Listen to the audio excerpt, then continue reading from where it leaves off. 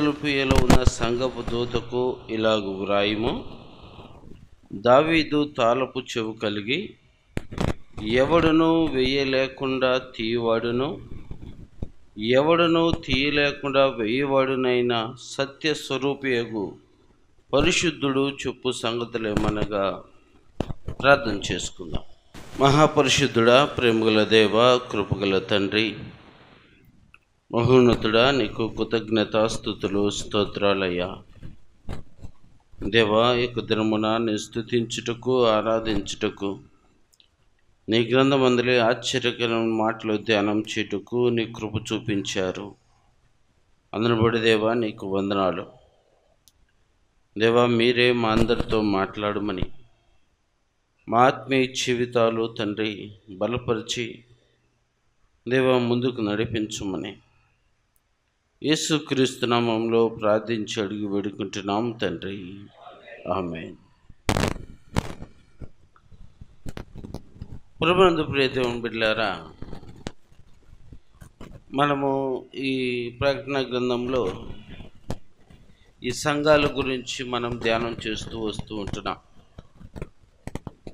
లవొదోకీలో ఉన్న సంఘం గురించి, అదేవిధంగా స్ముర్నాలో ఎఫెసులో ఉన్న సంఘం గురించి, స్ముర్నాలో ఉన్న సంఘం గురించి ధ్యానం చేస్తూ వచ్చి ఉన్నాం.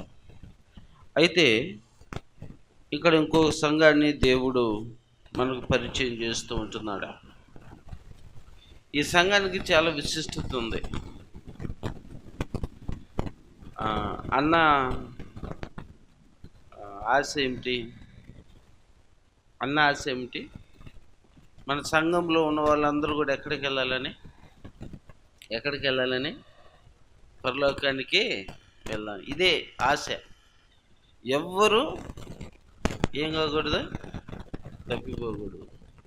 ఇద్దరు తిరగలు విసురుతుంటే ఒకరు ఎత్తబడతారు, ఒకరు విడవబడతారు. 10 మంది సిద్ధపాటు కలిగిన వాళ్ళు, సిద్ధపాటు కలిగిన 5 ఎత్తబడుతున్నారు, 5 విడవబడుతున్నారు. కానీ ఈ సంఘానికి ఉన్న విశిష్టత ఏమిటంటే, ఈ సంఘమును దేవుడు అందరినీ ఎత్తుకుంటాను అంటున్నాడు. ఈ సంఘంలో ఉన్నవారందరినీ దేవుడు ఏం చేస్తా అన్నాడు? తీసుకుంటాను అని అంటున్నాడు. ఈ సంఘం మీద తప్పు చూపించలేదు యేసు ప్రభువు వారు. ఏం చూపించలేదు? తప్పు చూపించరు. అందరికీ మంచి ఆహ్వానాన్ని పలికాడు. ఇలాంటి సంఘాన్ని మన సేవకుడు ఏమనుకుంటున్నాడు? కోరుకుంటున్నాడు. ఇలా ఉండాలి సంఘము. ఎవరు విడిచిపెట్టకుండా అందరు ఎక్కడికి వెళ్ళాలి? దేవుని యొక్క రాజ్యానికి చేర్చబడాలి. ఆ అవకాశం ఉంది. అయితే అది మన ప్రవర్తన మీద ఆధారపడి ఉంది. అయితే ఈ యొక్క సంఘంకున్న ప్రత్యేకతను మనం గమనించినప్పుడు, ఈ ఫిలదెల్ఫియా సంఘం గురించి, ఈ ఫిలదెల్ఫియా అనగా అర్థం ఏమిటి మనం ఆలోచన చేస్తే, సహోదర ప్రేమ అనే అర్థము ఈ సంఘానికి వస్తుంది. ఏమర్థం వస్తుంది? సహోదర ప్రేమ. అదేవిధంగా కొండ మీద నిర్మించబడిన మందిరము అని కూడా ఈ సంఘానికి పేరు ఉంది. కొంతకాలం క్రితము ఈ యొక్క పట్టణము భూకంపం వల్ల కొంత ఇబ్బంది కలిగి పాడినప్పుడు నూతనంగా ఆ పట్టణాన్ని నిర్మించారు, మందిరాన్ని నిర్మించారు. ఆ నిర్మించబడినప్పుడు ఆ యొక్క పట్టణానికి షాహార్ అని పేరు పెట్టారు. అయితే షాహార్ అనగా దేవుని నగరం. ఏమని పేరు? దేవుని నగరం. అంటే ఇన్ని ప్రాముఖ్యతలు ఉన్నాయో. సహోదర ప్రేమ కలిగిన పట్టణము, దేవుని చేత నిర్మించబడిన నగరముగాను, కొండ మీద ఉండే పట్టణముగాను దీనికి పేరుంది. మనకి చాలా సంఘాలకి పేర్లు పెట్టుకుంటూ ఉంటాం. దేవుని సంఘము అని ఉన్నప్పటికీ ఆ దేవుని సంఘంలో ఏముండదు? ఈ ఫిలదెల్ఫియా సంఘానికి ఏం పేరు? అర్థం ఏంటంట? ఏమర్థము? సహోదర ప్రేమ. ప్రేమ లేనివాడు ఆయనవాడు కాదు.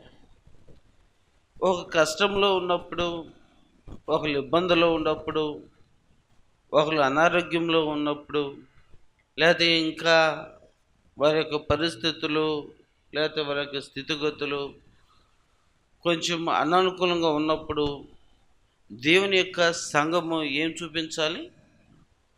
ఏం చూపించాలి? ప్రేమ చూపించాలి, జాలి కాదు. ఏం చూపించాలి? నిజమైన దేవుని ప్రేమను కనపరచాలి. అయితే ఈ సంఘం గురించి ఆయన తను ఏ విధంగా పరిచయం చేసుకుంటున్నాడు ఒకసారి మనం ఆలోచన చేస్తే, మొదటగా దేవుడు తను ఏం చేసుకుంటున్నాడు? పరిచయం చేసుకుంటూ ఉంటున్నాడు. ఏమని పరిచయం చేసుకుంటున్నాడు? దావీదు తాళపు చెవులు కలిగి ఎవడును వేయలేకుండా తీయవాడును, ఎవడును తీయలేకుండా వేయవాడునైనా సత్య స్వరూపయోగు పరిశుద్ధుడు చెప్పు సంగతులేమనగా. ఆ తర్వాత 8వ వచనంలో మనం గమనించినప్పుడు, నీ క్రియలను నేను ఎరుగుదును, నీకున్న శక్తి కొంచెమై ఉండినను నీవు నా వాక్యమును గైకొని నా నామమును ఎరుగుననలేదు. ఇదిగో తలుపు నీ ఎదుట తీసి ఉన్నాను, దానిని ఎవడును వేయనేరడు అని మాట్లాడుతూ ఉంటున్నాడు. ఆయన ఏమని ఇక్కడ చెప్తుందంటే, దావీదు తాళపు చెవులు కలిగి ఎవడును వేయలేకుండా తీయవాడును. ఏ తాళపు చెవులు కలిగి ఉన్నాడు? దావీదు కుమారుడుగా యేసు ప్రభువారు మనం చూస్తూ ఉంటున్నాం. లోకాసు వార్త 1వ అధ్యాయము 31, 32 వచనాల్లో మనము ఆ మాటలుగా చూడగలుగుతాం. ఇదిగో నువ్వు గర్భం ధరించి కుమారుని కని ఆయనకు యేసు అని పేరు పెట్టిదువు. ఆయన గొప్పవాడై సర్వోన్నతుని కుమారుని అనబడును. ప్రభువైన దేవుడు ఆయన తండ్రి అయిన దావీదు సింహాసనమును ఆయనకిచ్చును. ఎవరి సింహాసనం అంట? దావీదు సింహాసనము ఆయనకిచ్చును అని అంటున్నాడు. ఇక్కడ ఎలా ఈ పద్మాసు దీవులు ఉన్న ఈ యొక్క యోహాను భక్తుడు ఏ విధంగా చూస్తూ ఉంటున్నాడు, ఆయనతో ఈ విధంగా మాట్లాడుంటే, దావీదు తాళపు చెవులు కలిగి ఎవడును వేయలేకుండా తీయవాడును, ఎవడును తీయలేకుండా వేయవాడునైనా సత్య స్వరూపియగు. ఎలా అంటే సత్యవంతుడు. ఆయనకు ఒక అధికారం ఉంది. తాళపు చెవులు ఆయన దగ్గర ఉన్నాయి. మన ఇంటి తాళము ఎవరి దగ్గర ఉంటుంది? ఎవరికాడ ఉంటుంది? పక్కింట్లో ఉంటుందా? లేకపోతే ఎదురుంటలకి ఇచ్చిపోతామా? ఇంటి తాళపు గేటు తాళాలని ఇస్తాం, కానీ బీరువా తాళాలు ఇస్తామా? ఏమనే ఇవ్వం. అంటే పరలోకపు యొక్క పాతాళపు ద్వారపు తాళపు చెవులు ఎవరికి? ఎవరి దగ్గర ఉండే? పరలోకపు ద్వారం యొక్క తాళపు చెవులు ఆయన దగ్గర ఉన్నాయి. ఆయన అంటున్నాడు, నేను సత్యస్వరూపియగు పరిశుద్ధుడు చెప్పు సంగతులేమనగా. ఆయన సత్యస్వరూపుడుగా ఉంటున్నాడు, పరిశుద్ధుడుగా ఆయన ఉంటున్నాడు. నేనే మార్గమును, సత్యమును, జీవమును. ఆయనే మార్గముగా ఉంటున్నాడు, ఆయనే సత్యమైన దేవుడుగా ఉంటున్నాడు, ఆయనే జీవమైన దేవుడుగా ఉంటున్నాడు. యోహాను రాసిన సువార్త 18వ అధ్యాయము. అందుకు పిలాతు, నీవు రాజువా అని ఆయన అడుగగా, యేసు, నీవన్నట్టు నేను రాజునే. సత్యమును గురించి సాక్ష్యం ఇచ్చుటకు నేను పుట్టి తిని, ఇందు నిమిత్తమే ఈ లోకములకు వచ్చి తిని. సత్య సంబంధమైన ప్రతివాడును నా మాట వినెను. అందుకు పిలాతు, సత్యమనగా ఏమిటి అని ఆయనతో చెప్పారు. ఇక్కడ యేసు ప్రభువు ఎలా ఉన్నాడు? సత్యము గురించి ఆయన ఏమిటం వచ్చాడు? సాక్ష్యం ఇచ్చుటకు వచ్చాడు. సత్యం, నేనే మార్గమును సత్యము, ఆయనే సత్యము. ఆయనలో ఎలాంటి పొరపాటు లేదు. ఆయన పరిశుద్ధుడిగా ఉంటూ ఉన్నాడు. అక్కడ మళ్ళీ ఏమంది? సత్యస్వరూపి అగు పరిశుద్ధుడు అని రాయబడి ఉంటుంది. దావీదు కుమారుడుగాను, అదేవిధంగా సత్యానికి స్వారూప్యం కలిగిన వాడుగాను, అదేవిధంగా పరిశుద్ధతకు ఆయనే వారసుడై ఉంటున్నాడు. అనగా దేవుని దూతలు ఆయన ఆరాధిస్తూ ఉంటున్నాయి. పరిశుద్ధుడు పరిశుద్ధుడు పరిశుద్ధుడు అని ప్రతి గానములు చేస్తున్నాయి. పేతురు రాసిన మొదటి పత్రికలో ఆ పరిశుద్ధతను గురించిన మాటను కూడా మనము చూద్దాం. పేతురు రాసిన మొదటి పత్రిక 2వ అధ్యాయము 22వ వచనాన్ని. ఆయన పాపం చేయలేదు, ఆయన నోటను ఏ కపటము కనపడలేదు, ఆయన దూషించబడి బదులు దూషింపలేదు, ఆయన శ్రమ పెట్టబడి బెదిరింపగా న్యాయముగా తీర్పు తీర్చు దేవునికి తను తాను అప్పగించుకునేను. మన పాపం విషయమే చనిపోయి నీతి విషయమే జీవించినట్లు ఆయన తానే తన శరీరం ముందు మన పాపమును మ్రాను మీద మోసుకునేను. ఆయన పొందిన గాయముల చేత మీరు స్వస్థత పొందిరి. పేతురు యేసు ప్రభువు గురించి సాక్ష్యం ఇస్తూ ఉంటున్నాడు. ఆయనలో ఏ పాపము లేదు, ఆయన పరిశుద్ధుడు అని పేతురు సాక్ష్యం ఇస్తూ ఉంటున్నాడు. దేవుని దూతలు ఆయన గురించి పరిశుద్ధతను గురించి సాక్ష్యం ఇస్తూ ఉంటున్నాయి. అనగా ఆ సత్యస్వరూపుడు, పరిశుద్ధుడు, నీతిమంతుడైన దావీదు కుమారుడుగా పిలువబడుతున్న యేసు ప్రభువారు ఆ ఫిలదెల్ఫియా సంఘముల గురించి ఆయన మాట్లాడుతున్నాడు. ఆయన ఏమి చెబుతున్నాడు అంటే, ఆ సంఘముల గురించి, ఆ సంఘం యొక్క ప్రాముఖ్యతను గురించి ఏం చెప్తున్నాడంటే, నీ క్రియలను నేను ఎరుగుదును. ఏంటంట?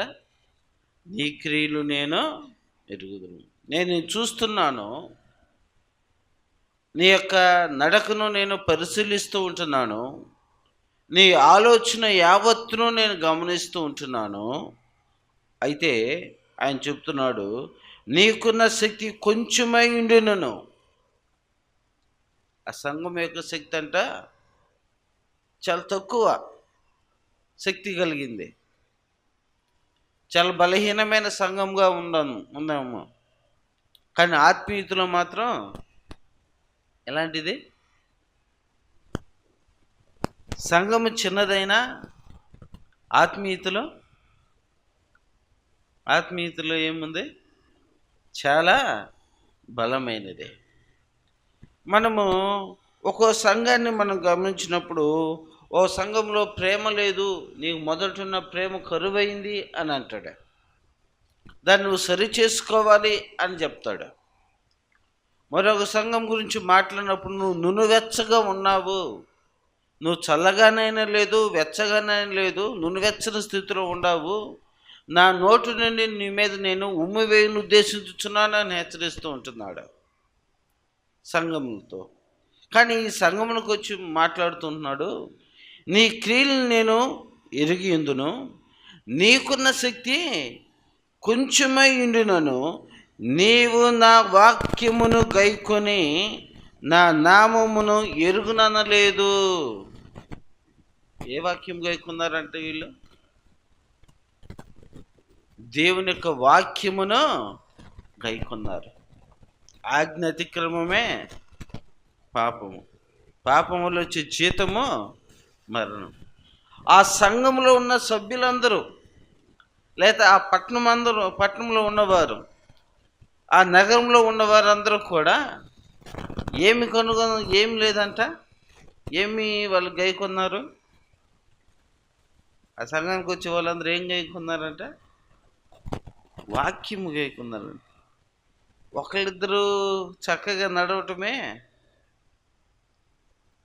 ఎలా ఉంది? చాలా కష్టంగా ఉంది, అవునా?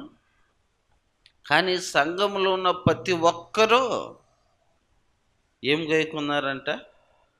ఆయన వాక్యమును గైకున్నారు. ఆయన వాక్యాన్ని విన్నారు. ఆయన మాట పట్ల శ్రద్ధ కలిగి జీవించారు. ఆయన ఏది చెప్తే అది చేయటానికి సిద్ధపడ్డారు. అలాంటి సంఘము గురించి ఆయనే సాక్ష్యం ఇస్తూ ఉంటున్నాడు. నువ్వు చాలా చిన్న సంఘమే ఉండవచ్చు, కానీ నువ్వు నా యందు భయభక్తులు కలిగి నడుచుకున్నావు. ఎక్కడ నా మాటకు అవిధేయంగా నువ్వు నడుచుకోలేదు. ఎంత మంచి సాక్ష్యం!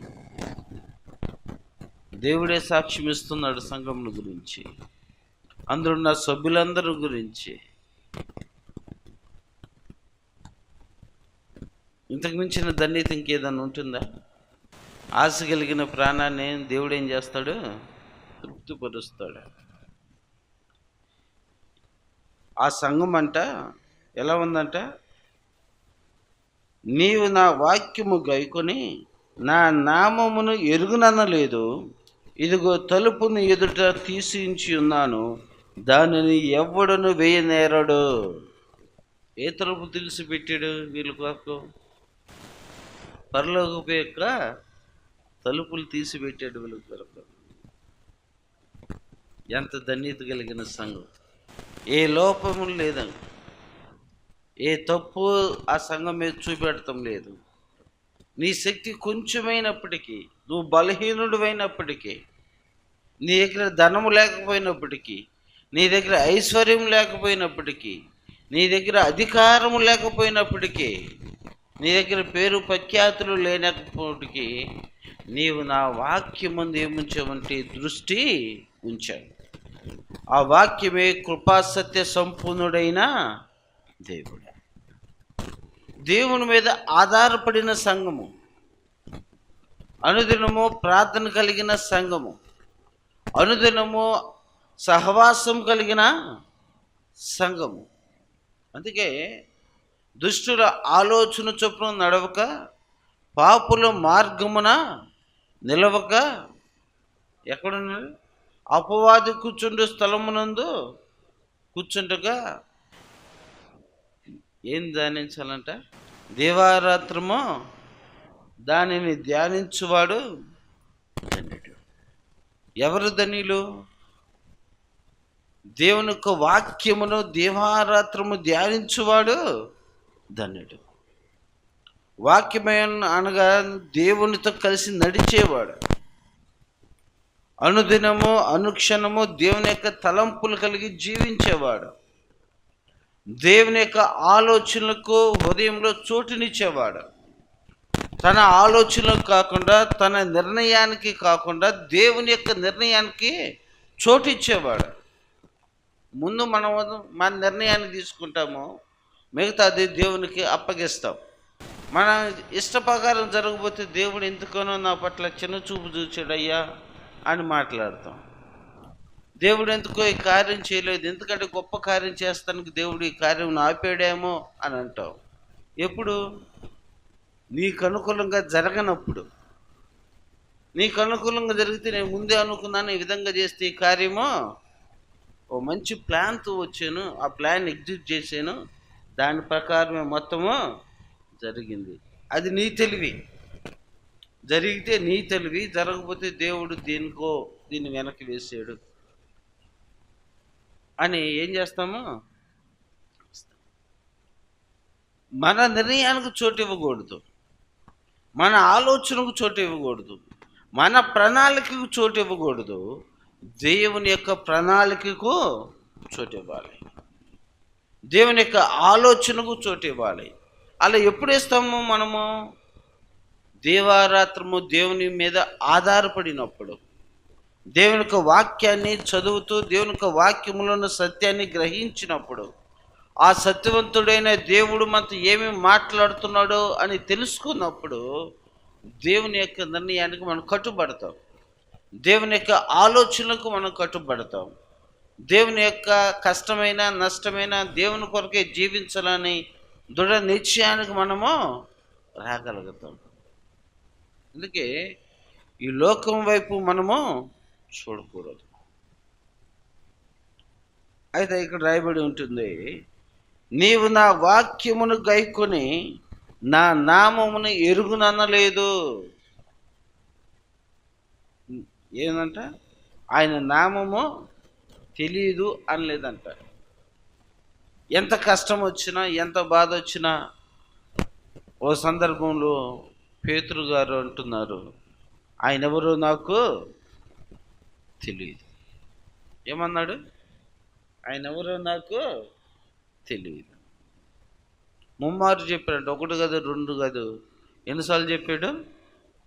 ఆయనతో తిరుగుతూ, ఆయనతో సహవాసంలో ఉంటూ, ఆయన పరిచర్యలో భాగస్థుడై ఉండి, పాలే భాగస్థుడై ఉండి, అనేక అద్భుతములు, ఆశ్చర్య కార్యములు చూసిన వ్యక్తే ఒక శ్రమ వచ్చినప్పుడు, ఒక భయము ఆవరించినప్పుడు, ఆయన మీద ఎక్కడ ఆయన్ని హింసిస్తారనో దూషిస్తారనో అని భయం కలిగినప్పుడు, ఆయన ఎవరు నాకు తెలీదు అని ఏం చెప్తా ఉన్నాడు? ఏం చెప్పాడు? అబద్ధము చెప్పాడు. కానీ ఈ సంఘం ఉందే, ఆ సంఘం మాత్రం ఆయన ఎవరో నాకు తెలియదని మాత్రము అనలేదంటే. చూడండి, అది చిన్న సంఘమే.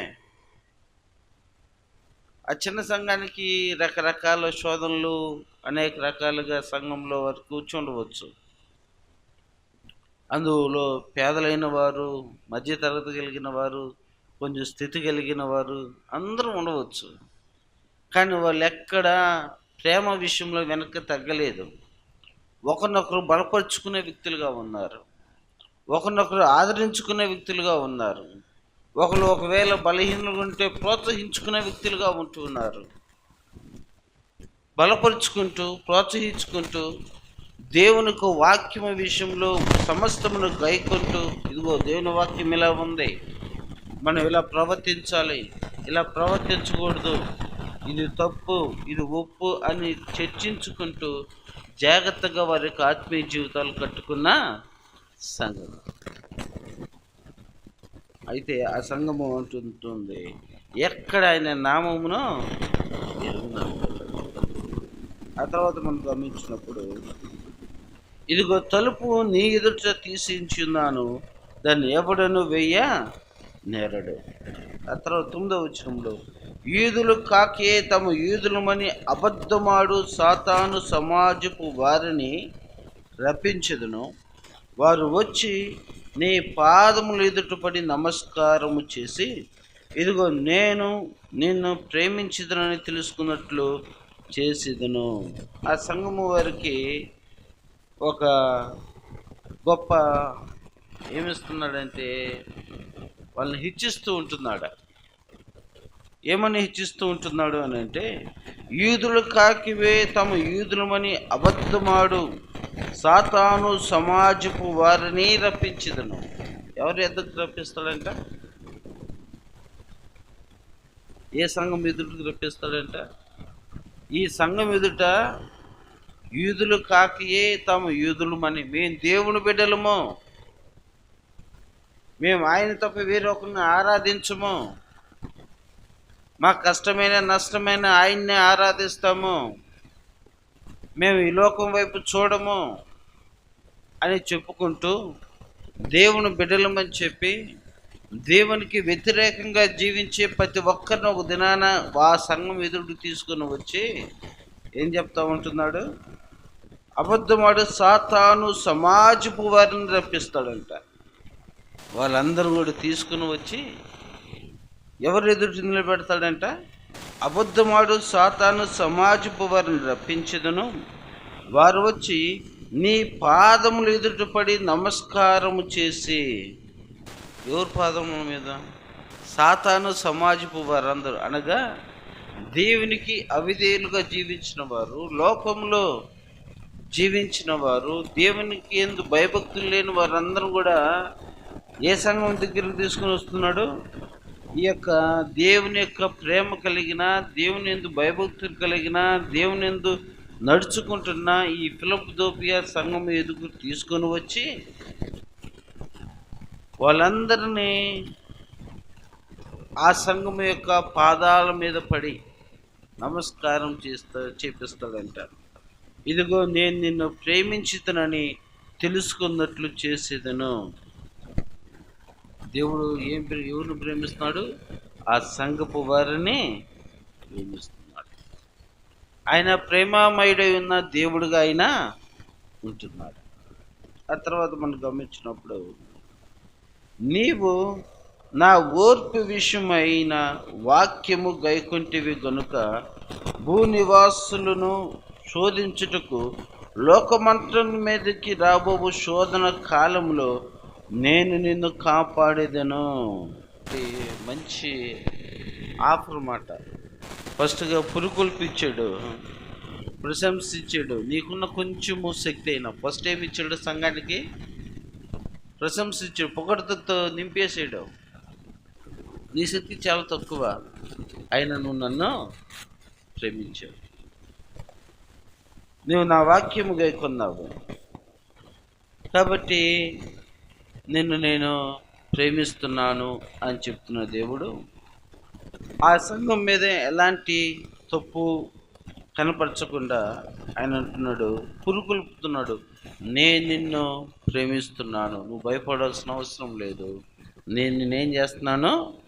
ప్రేమిస్తున్నాను అని చెప్తూ తర్వాత ఆయన చెప్తూ ఉంటున్నాడు, నీవు నా ఓర్పు విషయమై వాక్యము గైకొంటివి గనుక భూనివాసును శోధించుటకు లోకమంతటి మీదకి రాబో శోధన కాలములో నేను నిన్ను కాపాడేదును. ఒక శోధన కాలం వచ్చింది, లోకమంతటి మీదకి ఒక శోధన, ఒక కాలం వచ్చింది. ఆ కాలంలో నిన్ను నేనేం చేస్తాను? కాపాడుకుంటాను. ఏం చేస్తాడంట? నిన్ను శోధనలోకి నేను తీసుకొని వెళ్ళను, నేను కష్టంలోకి నేను వదిలేయను. కారణం ఏమిటి? నువ్వు నన్ను ప్రేమించావు, నువ్వు నా మాట విన్నావు, నువ్వు నా కొరకు జీవించావు, కాబట్టి నేనేం చేయను? శోధనలో నిన్ను నేను లోకమంతటి మీదకి శోధన వచ్చింది, కానీ నువ్వు శోధనలోకి మాత్రం నువ్వు రావు. మనకి ఇప్పుడు ఏం కావాలమ్మా? లోకమంతటి మీదకి వచ్చే శోధనలో మనం కూడా ఉండాలా? లేకపోతే శోధన మన మీదకి రాకుండా ఉండాలా? శోధన ఎవరు కూడా కోరుకోడు. దేవుడు తన బిడ్డలకు శోధన ఇవ్వడానికి ఇష్టపడటం లేదు. మనము ఆ శోధనలన్నిటిలో నుంచి, అనగా ఆయన వాక్యాన్ని గైకొనేటప్పుడు, ఆయన కొరకు జీవించేటప్పుడు ఈ లోకంలో అనేక రకాల శోధనలు వస్తాయి. అనేక రకాలైన పరిస్థితులు మనం ఎదుర్కొన్నప్పుడు మరలా నేను దేవుడు ఎక్కడికి పంపాడు? శోధనలోకి పంపాడు. ఇక్కడ అంటున్నాడు, ఆ శోధన లోకమంతటి మీదకి రాబో శోధన కాలంలో నేను నిన్ను కాపాడేదును. అనగా అక్కడ రాయబడి ఉంటుంది, శోధన గడియల్లో, ఆ శోధన గడియల్లో నేను పడకుండా నిన్ను నేను కాపాడుకుంటాను అని చెప్తూ ఆయన ఒక హెచ్చరిక ఇస్తూ ఉంటున్నాడు. ఏం చెప్తా ఉన్నాడు? ఇప్పుడు ఏం చెప్తున్నాడు? హెచ్చరిక. ఫస్ట్ ప్రశంసించాడు, నువ్వు చాలా మంచివాడివి, నా మాట వింటున్నావు, కాబట్టి నిన్ను నేను తీసుకొని వెళ్తాను. ఎవరైతే అన్యాయంగా అక్రమంగా నా యొక్క మాట యందు భయభక్తులు లేకుండా ఇష్టానుసారంగా జీవించారో వారందరినీ నీ కాళ్ళ ఎదురుకు తీసుకొని వస్తాను.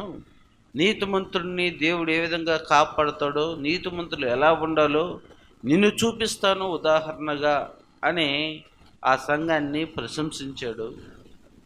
ఇప్పుడు చెప్తూ ఉంటున్నాడు, ఒక హెచ్చరిక ఇస్తూ ఉంటున్నాడు. ఏమని ఆయన హెచ్చరిక ఇస్తున్నంటే 11వ వచనము, నేను త్వరగా వచ్చుచున్నాను, ఎవడును నీ కిరీటమును అపహరింపకుండానట్లు నీ కలిగిన దానిని గట్టిగా ఏం చేయాలంట? పట్టుకోవాలి. ఇది హెచ్చరిక. ఏంది ఆయన ఏం చెప్తా ఉన్నాడు?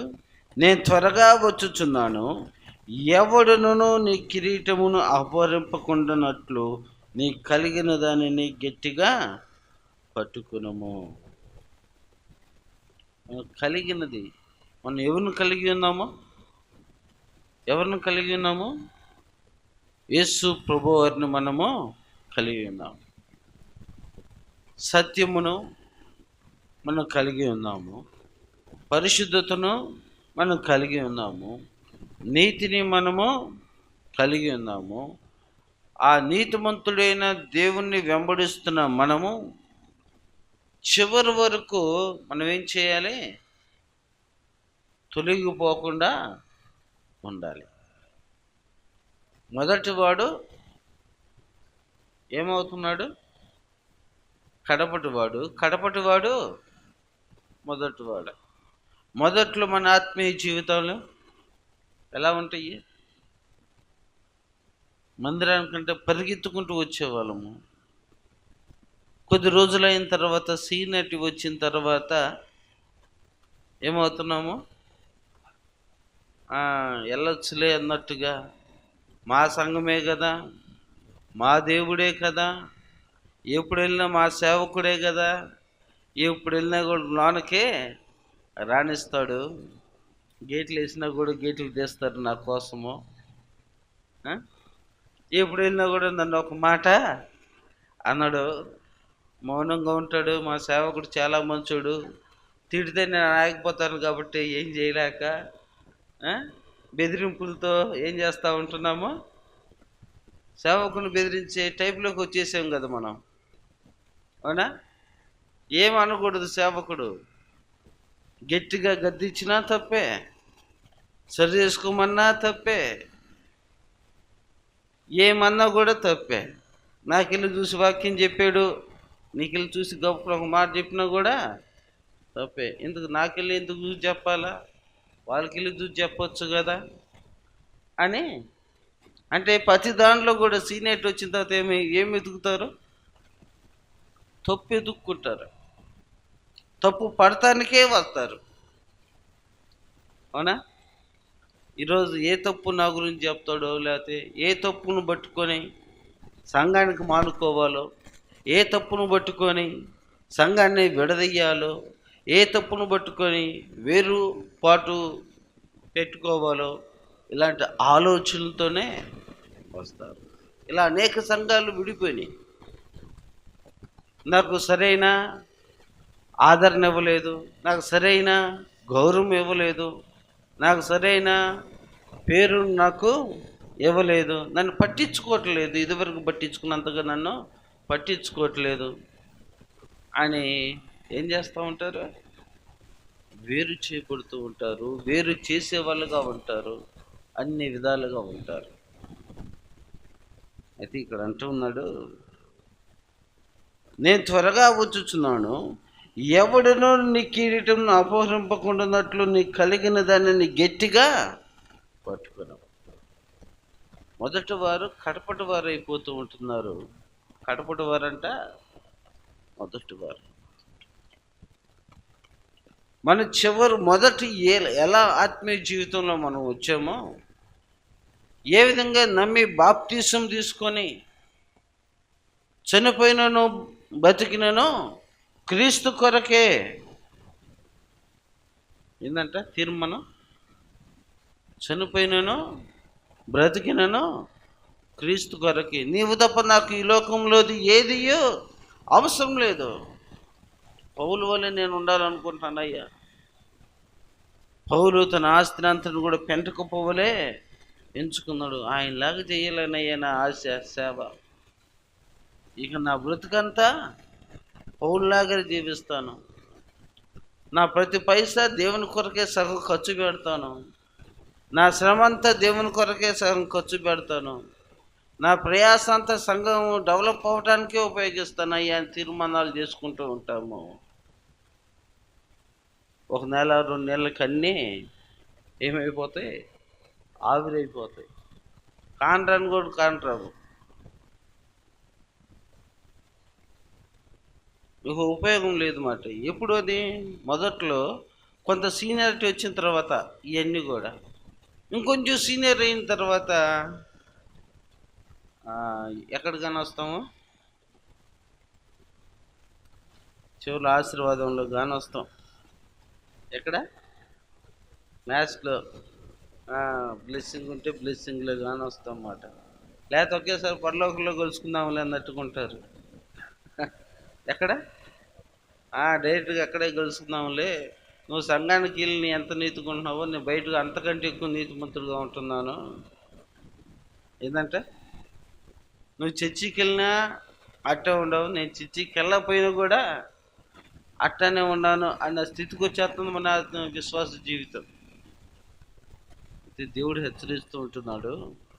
ఏమని హెచ్చరిస్తూ ఉంటున్నాడంటే, నువ్వు అన్ని విషయాల్లో చాలా జాగ్రత్తగా ఉండవు, ఇంకొంచెం జాగ్రత్తగా ఉండు.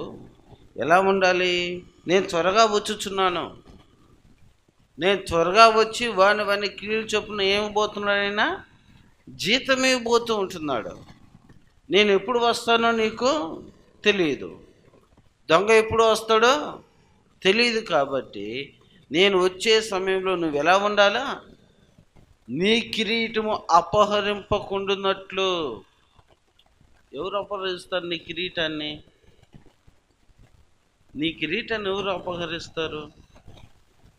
నీ దగ్గర ఉన్న వస్తువుని ఎవరు తీసుకుంటారు? నీ దగ్గర ఉన్న పరిశుద్ధతను ఎవరు చెడగొడతారు? ఎవరు చెడగొడతారమ్మా? చెడగొడతానికి ఒకడు రెడీగా ఉంటాడు పక్కనే. ఎవరు ఉంటాడు? అపవాది ఉంటాడు. గర్జించు సింహం వల్ల ఎవరిని మిరుగుదునా అని అపవాది తిరుగుతూ ఉన్నాడంట. నీ యొక్క కిరీటాన్ని అపహరింపకుండానట్లు జాగ్రత్తగా చూసుకోవాలి. దేవుడిచ్చిన ఆధిక్యతను కోల్పోకుండా చూసుకోవాలి. మనము దేవుడిచ్చిన ధన్యతను కోల్పోకుండా చూసుకోవాలి.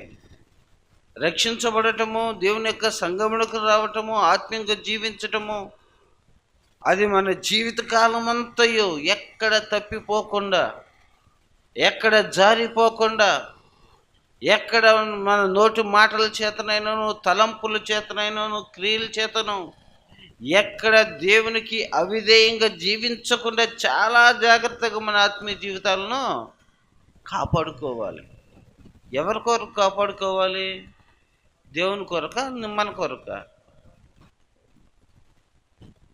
మనం ఏందో దేవుని ఉద్ధరించేవాళ్ళలాగా ఉంటాం. ఎవరిని ఉద్ధరించుతున్నాం? మనం రావటమే దేవుని గొప్పలాగా ఉండిద్ది. అలా ఉండిద్ది మన యొక్క ఆలోచన. ఏడకి వెళ్తున్నామంటే దేవుని దగ్గరికి వెళ్తున్నానయ్యా, ఆ దేవుని పలకించు అన్నట్టుగా ఉండిద్ది.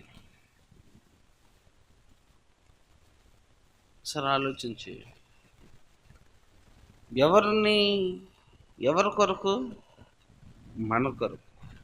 నిత్య రాజ్యానికి చేర్చబడాలేనంటే, దేవుని యొక్క రాజ్యానికి మనము చేర్చబడాలేనంటే, మన కిరీటము ఎవరు దొంగిలించకుండా, మన నీతిని పరిశుద్ధతను ఎవరు దొంగిలించకుండా మనం ఏం చేయాలి? జాగ్రత్తగా చూసుకోవాలి. ఒక దినాన ఆదాము అవ్వ ఇద్దరు మంచి సహవాసంలో ఉండారు.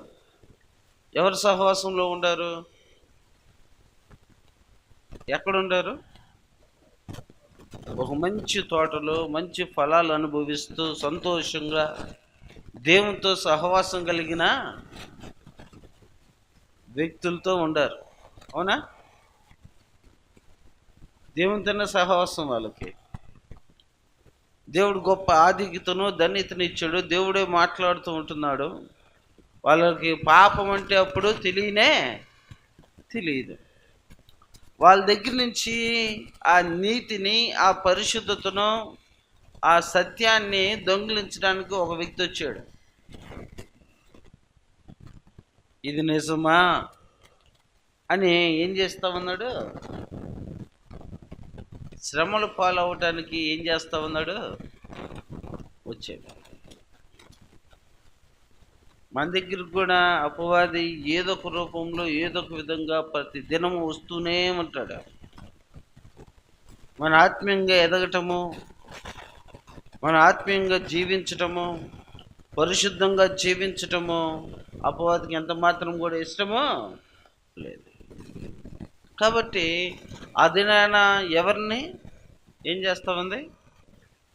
హవ్వ దగ్గరకు వచ్చింది, ఇది నిజమా అని అడిగింది. దేవునితోనే ఉండే మంచి సంబంధాన్ని, దేవుని యొక్క సహవాసాన్ని, పరిశుద్ధత కలిగిన జీవితాన్ని ఒక దెబ్బతో ఏమైంది? ఏం ఏం ఏం చేసుకుంది? కాపాడుకుందా? కోల్పోయింది. శ్రేష్టమైన జీవితాన్ని కోల్పోయింది.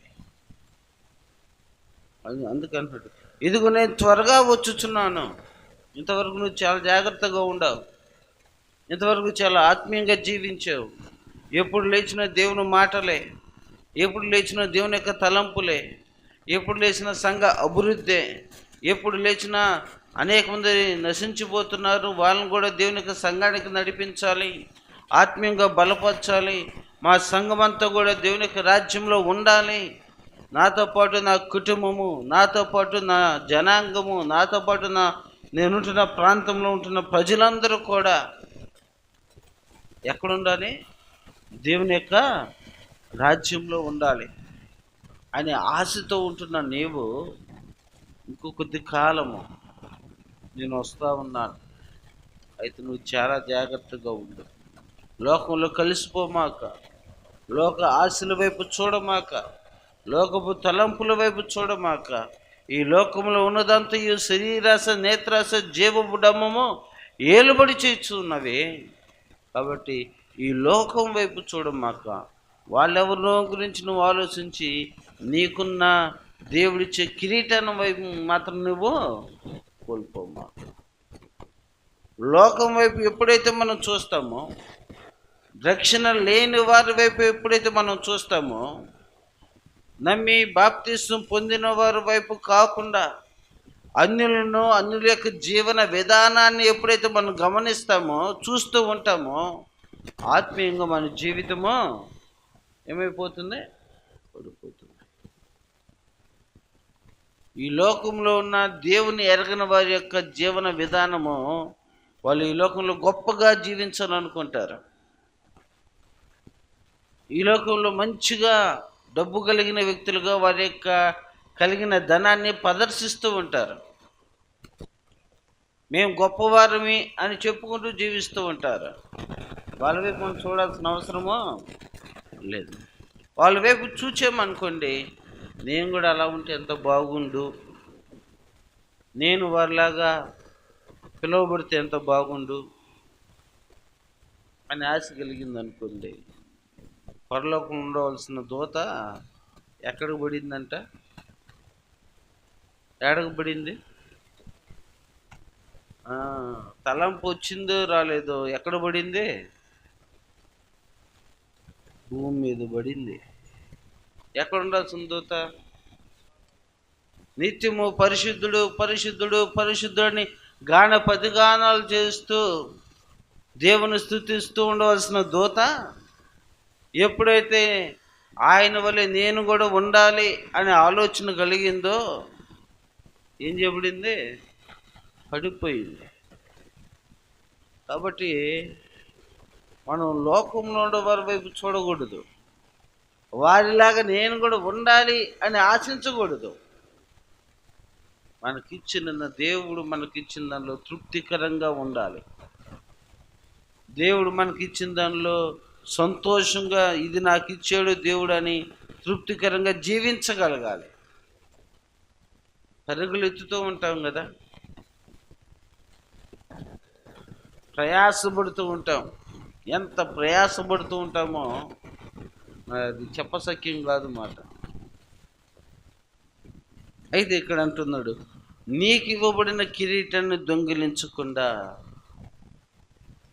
నీకు ఇవ్వబడిన కిరీటాన్ని ఎవరు మీ ఎదురు నుండి తీసివేయకుండా మనం ఏం చేయాలంటే జాగ్రత్తగా దాన్ని పట్టుకోవాలి, కాపాడుకోవాలి. మన విశ్వాస జీవితాన్ని కాపాడుకోవాలి.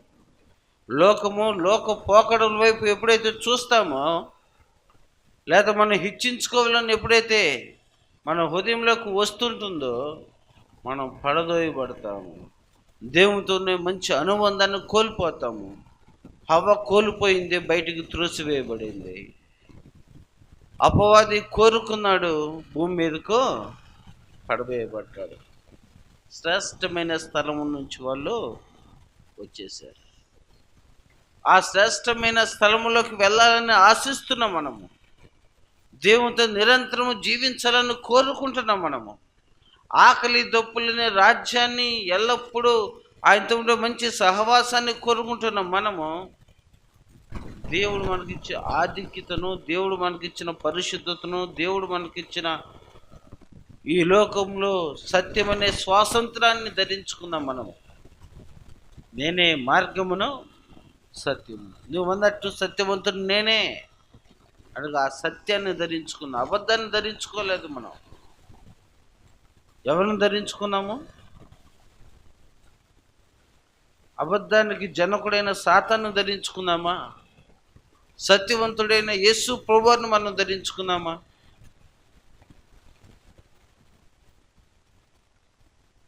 ఎవరిని ధరించుకున్నాం? అయినా ఎవరిని ధరించుకున్నాం? మాటల బట్టికి క్రీస్తుని ధరించుకున్నామా? మాటలకే, స్త్రీలకైతే కాదు కదా. అవునా? మాటలకైనానో క్రియలకైనానో ఎవరిని ధరించుకున్నాం మనము? యేసు ప్రభువుని మనము ధరించుకున్నాం. అబద్ధానికి జనకుడిని మనం ధరించుకోలేదు. సత్యానికి సత్య స్వరూపుడైన యేసు ప్రభువుని మనం ధరించుకున్నాం. మన హృదయంలోకి ఆహ్వానించుకున్నాం. ఆయన వల్ల జీవిస్తాము మరణము వరకు. ఎప్పటి వరకు? మరణము వరకు. అనేక మంది పెళ్ళిలో ఏం చేస్తారు? ప్రమాణాలు చేస్తూ ఉంటారు. ఆ పాస్టర్ గారు చెప్పకముందే వీళ్ళకి కూడా అలవాటు అయిపోయింటాయి ఆ పెళ్లి ప్రమాణాలు. అనేకం విని విని విని వీళ్ళే చెప్పేస్తుంటారు. నెక్స్ట్ ఇది వచ్చిద్ది. ఎప్పటి వరకు అంటే మరణం వరకు వీళ్ళే చెప్పేస్తారు. ఎంతకాలం కాపురం చేద్దామంటే జీవితాంతము అని వీళ్ళే చెప్పేస్తూ ఉంటారు. అంతగా పెళ్లి ప్రమాణాలు అలవాటు అయిపోయినాయి. నమ్మి బాప్తీసం తీసుకునేటప్పుడు చెప్తాము, అయ్యా ఎప్పటి వరకు ఈ రక్షణ అంటే జీవితకాలము. బా ఎంత కాన్ఫిడెంట్గా ఉన్నాడు అనుకుంటాము. ఆ ప్రమాణము కొద్ది రోజులు కూడా కానరాదు, కొద్ది నెలలు కూడా కానరావు. అయ్యి ఎటు పోతాయో.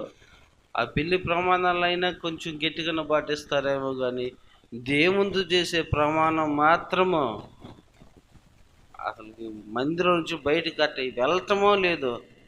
మన కిరీటాన్ని దొంగిలించడానికి ఒక ఆయన ఉన్నాడు. ఎవరుండరు? ఇక్కడి నుంచి నేను ఎట్టుండాలి అనుకుంటాము, బయటకు వెళ్ళంగానే ఎక్కడ నువ్వు ఉండేదిరా అంటాడు. అవునా? వెంటనే ఆయనకు అప్పగిస్తాం, ఈ వారం అంతా నీ దగ్గర నుంచి నా కిరీటాన్ని, వచ్చే వారం ఆదివారము ఆ గేట్లోకి ఎంటర్ అయ్యేటప్పుడు నాకు ఇచ్చేయి, మరలా పోయేటప్పుడు నీకు ఇచ్చేస్తాను అని అప్పగించేసి వెళ్తూ ఉంటాము. కాబట్టి అలా అప్పగించకుండా మన యొక్క ఆత్మీయ జీవితాన్ని ఏం చేయాలంట? జాగ్రత్తగా కాపాడు. ఆ తర్వాత సమయం అవుతుంది, ముగిస్తూ ఉంటున్నాను. ఆ తర్వాత రాయబడి ఉంటుంది, చూద్దాము. అయినను వానిని నా దేవుని ఆలయములో జయించు వానిని నా దేవుని ఆలయములో ఒక స్తంభముగా చేసేదను. అందులో నుండి వాడు ఇక మీదట ఎన్నటికి వెలుపలికి పోడు. మరియు నా దేవుని పేరును పరలోకంలోని నా దేవుని ఎదుండి దిగి వచ్చుచున్న నూతనమైన యెరూషలేమును నా దేవుని పట్టణపు పేరును, నా కొత్త పేరును వాని మీద వ్రాసిదును. చూడండి, ప్రతిఫలం చివరిలో ప్రతిఫలం. పని చేయవాడికి జీతం కదా, పని చేయవాడికి ఏమిస్తాడు? జీతం. ఇందాక అన్న అనౌన్స్మెంట్ చేసాడు కదా, సాయంత్రం 9 గంటల నుంచి 10 గంటల వరకు ఏం చేస్తూ ఉంటున్నాము? ప్రార్థన చేస్తూ ఉంటున్నాము. మాకు జీతం ఏందయ్యా అని దేవుని దగ్గర మా జీతం దేని కొరకు అడుగుతున్నామయ్యా అంటే, ఈ 5వ తారీఖు లోపు ఒక 50 మంది కొత్తగా ఏం చేయబడాలి? బాప్తీసం తీసుకోవాలి. మా ఆశ అది. అదేముంది? మా ఆశ. మాలాగా యవనస్తులు ఎవరు కూడా ఈ లోకంలో తిరగకూడదు, ఈ లోకంలో పడిపోకూడదు. దేవుని ఎదుక అనేక మంది యవనస్తులు రావాలి, సంఘం కట్టబడాలి, చెదిరిపోయిన వారు మరలా సంఘంలోకి చేర్చబడాలి, కుటుంబాలుగా దేవుని యొక్క మందిరానికి రావాలి. వాళ్ళందరూ దేవుని సంఘంలో, దేవుని యొక్క సముఖంలో ఎల్లప్పుడూ సంతోషంగా ఉండాలి అనే తృష్ణ. అది మన బాధ్యత. మనందరం కూడా ఒక దినాన దేవుని సంఘంలో, దేవుని యొక్క ఎదుట బలా మంచి దాసుడా అని మన సంఘము కూడా దేవుని యొక్క కొత్త పేరు చేత పిలువబడాలి. నూతనమైన ఆత్మను దేవుని సంఘానికి నడిపించబడాలి. అది జీతము, ప్రతిఫలం. ప్రార్థనకు ఏంది? ప్రతిఫలం. నువ్వు ప్రార్థన చేసినప్పుడు ఏం అడుగుతావు? దేవా నాకు ఆరోగ్యం దయచేయి అని అడుగుతావు. దానికి ప్రతిఫలం వస్తే కృతజ్ఞత కూడిక, అంతేనా? ప్రతిఫలం వస్తే ఏమొచ్చింది? దేవునికి స్తుతులు చెల్లించి కూడికను ఏర్పాటు చేసుకుంటారు. అదేవిధంగా మేము ప్రార్థన చేస్తూ ఉంటున్నాము దేని కొరకు? ఒక నెలలో 50 మంది యవనస్తులు రక్షించబడాలి. అలా రక్షించబడాలి అని అంటే మాతో పాటు మీరు ఏం చేయబడాలి? ప్రార్థన చేయాలి. ప్రార్థన చేయటం మీద కాదు కానీ మీ చుట్టుపక్కల ఉన్న యవనస్తులను, స్త్రీలను, సమాజపు వారందరూ కూడా దేవుని యొక్క సంఘములకు మీరేం చేయాలి? బాధ్యతతో నడిపించాలి. అది మన బాధ్యత. ఎవరు ఒక్కడుగా రాకూడదు, ఇద్దరుగా. నశించిపోతున్న వారిని వెదక రక్షించుటకు ఆయన ఈ లోకంలోకి వచ్చి ఉన్నాడు కదా. నశించిపోతున్న వారిని దేవుని సంఘము ఎదుగు కూడా నడిపించలేకపోతే, ఇలాంటి కార్యక్రమాల్లోకి నడిపించలేకపోతే ప్రయోజనం ఏమిటి? వాళ్ళు నశించి నరకన పోవటం మనకి ఇష్టమా? నేను నా కుటుంబం వెళ్తే చాలు అయ్యా, వాళ్ళకి అదే కరెక్ట్. ఏది కరెక్ట్ వాళ్ళకి? నరకమే. నేను నా కుటుంబం ఉంటే చాలు. అంతకుమించిన స్వార్థపరులను ఇంకొకరు ఉండరు. ఆయన అందరి కొరకు ప్రాణం పెట్టాడు. అయితే దేవుడిచ్చే ప్రతిఫలం ఏమిటో తెలుసా? ఎవరైతే ఆయన కొరకు జీవించుస్తున్నారో, ఎవరైతే ఆయన శ్రమల్లో ఆయన వెంట నడుస్తూ ఉంటున్నారో, కష్టమైన, నష్టమైన, ఇబ్బందులైన, చిన్న సంఘమైన అన్నిటికీ తట్టుకొని, శోధనలన్నిటికీ తట్టుకొని నిలబడుతూ పరిశుద్ధతతో కలిగి జీవించే వారికి ఆయన ఇస్తున్న ప్రతిఫలం ఏమిటో తెలుసా? నిన్ను ఏం చేస్తామంటున్నాడు? జయించువానిని నా దేవుని ఆలయములో ఒక స్తంభముగా చేసేదను. ఎలా చేస్తా అంటే ఒక స్తంభముగా. ఆయన ఆలయంలో ఎవరు కదిలించలేని ఒక స్తంభముగా నేను చేస్తానంటున్నాడు. ఆ సంఘాన్ని నేను చూపిస్తానంటున్నాడు. ఇది బలమైన ఆత్మీయత కలిగిన సంఘం. ఈ సంఘాన్ని చూసి నేర్చుకోవాలి మీరు అన్నప్పుడు చెప్తూ ఉంటాడు కదా. బయటికి వెళ్ళినప్పుడు అల్లూరులో ఒక సంఘం ఉందయ్యా, ఆ సంఘము ఎప్పుడు ప్రార్థన చేస్తూ ఉంటుంది, ఎప్పుడు కన్నీరు కరుస్తూ ఉంటుంది. కానీ ఇప్పుడైతే ఆ సంఘం ఇప్పుడు కానరాట్లేదని ఎంత బాధతో చెప్తున్నాడు. మీకు బాధ కలగట్లా, ఆయన ప్రతి వారం చెప్పేదే కదా అన్నట్టుగా ఉంది. ఎందుకంటే మనం సీనియారిటీలో ఉండాం కదా, మనకు అనిపించదు ఆ బాధ. మనం కొంచెం ఎదిగాం కాబట్టి ఆత్మీయతలో మనకు కనపడదు ఆ బాధ. కానీ దేవుడు ఏం చేస్తాడంట, ఆ సంఘాన్ని చూపెడతాడంట, అందరి ఎదుట ఆ సంఘాన్ని చూపెడతాడంట. ఈ సంఘము నా కొరకు చిన్న సంఘమైన కొద్దిమంది అయినా ఎంతో నమ్మకంగా జీవించారు వీళ్ళు అని నేను ఎవరు కదల్చకుండా నిలబెడితే పెడతానంటున్నాను. రెండోదిగా గమనించినప్పుడు దానికి ఆయన ఏం చెప్తూ ఉంటున్నాడంటే, ఆ తర్వాత ఒక స్తంభంగా చేసేదను, అందులో నుండి వాడు ఇక మీదటి ఎన్నటిని వెలువడకపోడు, మరియు నా దేవుని పేరును, ఎవరి పేరంట, ఎవరి పేరంట, మరియు నా దేవుని పేరును పరలోకంలో నా దేవుని యొద్ద నుండి దిగవచ్చుచున్న నూతనమైన యెరూషలేమును నా దేవుని పట్టణపు పేరును, నా క్రొత్త పేరును వాని మీద రాసింది. ఇది ప్రతిఫలం. ఎప్పుడు కరుణించబడకుండా దేవుడు ఒక మంచి పేరు, వీరిని చూసి నేర్చుకోవాలి అని నిన్ను తనకు సాక్షిగా నిలబెట్టుకుంటున్నాడు. మనం ఇప్పుడు సాక్షిగా ఉంటే ఆయన అక్కడ తన అనేక మందికి తన సాక్షులుగా, ఇక్కడ మనం ఆయన సాక్షులుగా లేకపోతే ఎక్కడుంటాం, ఎక్కడుంటాము? ఆ పొలంలో చిన్న మూలలో చిన్న నిలబడటానికి చూసి అంటాను, మూలం కూర్చుంటానయ్యా అంటాను. మూలం కూర్చోడానికి అర్హత ఉండదు. మూలం కూర్చోటానికి కాదు, ఆయన ఎదుట ఎలా ఉండాలి, మనము ఎలా ఉండాలి, సంతోషంతో ఆయన ఎదుట ధైర్యంగా వెళ్ళగలిగిన వాళ్ళు మనం ఉండాలని ఆయన ఆశ.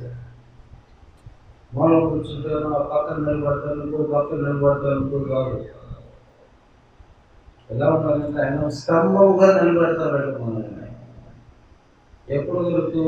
ఆయన రాకడ వరకు మన విశ్వాస జీవితాన్ని, మన నీతికరమైన జీవితాన్ని మనం కాపాడుకున్నప్పుడు, దేవుని వైపు చూస్తూ మనం నడిచినప్పుడు, ఈ లోకం వైపు చూడకుండా, లోకం యొక్క ఆశలకు మనం పడిపోకుండా, సాతాను యొక్క అడుగు జాడల్లో కాకుండా దేవుని యొక్క అడుగు జాడల్లో సత్యంగా నీతివంతంగా మనం జీవించినప్పుడు, ఎన్ని శోధనలు వచ్చినా, ఎంత కష్టం వచ్చినా, ఆయన నాకేమి చేశాడు అనే పదాలు మనం నోటించి రానియకుండా, ఆయన సత్యవంతుడు, పరిశుద్ధుడు, ఆయన ఏమి చేసినా న్యాయమే నా పట్ల అని తీర్మానం కలిగి ఆయన కొరకు మనం జీవించినప్పుడు, బలమంచి దోసుగా అనేక శ్రమల్లో నువ్వు పాల్గొనుకొని నా ఎదురు వచ్చాడు. జీవించు